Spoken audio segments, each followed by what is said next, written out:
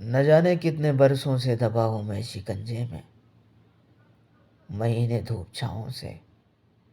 कभी ये 4 हफ्तों के, कभी कुछ 4 से ऊपर।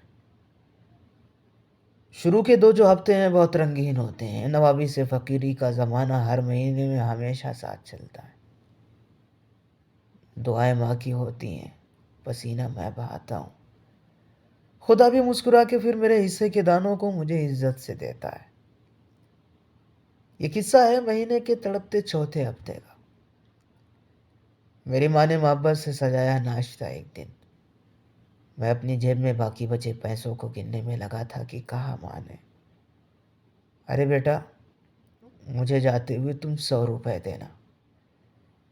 मेरे अंदर तो लावा था कि हफ्ता आखिरी था, ये थे जेबों में फकत सिक्के।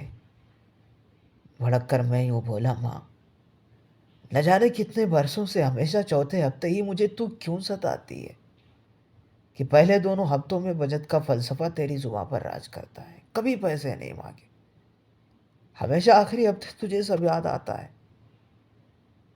मेरे रब, माँ का साया तो सभी के सर पे रखा है। मेरे लहजे की तलखी को पिया उसने मोहब्बत से। हजम मुस्कान चेहरे पर, अजब सा प्यार आंखों में सजाए निकली कमरे से। जरा सी देर में लौटी तो हाथों में थी एक थैली। मेरे बच्चे, ये तेरे हैं। तेरी मैली कमीजों से जो सिक्के मुझको मिलते थे वो इसमें हैं। हमेशा चौथे हफ्ते में जो 100 का नोट लेती थी वो इसमें है। कि पिछले 12 सालों में तेरी मेहनत पसीने के जो कतरे मैंने जोड़े हैं वो सूखे तो नहीं बेटा। ये 15 है या 16 है, मगर है ये हजारों में। जरा सा मुस्कुरा देना कि मुझसे चौथे हफ्ते में तेरे चेहरे की वीरानी कभी देखी नहीं जाती।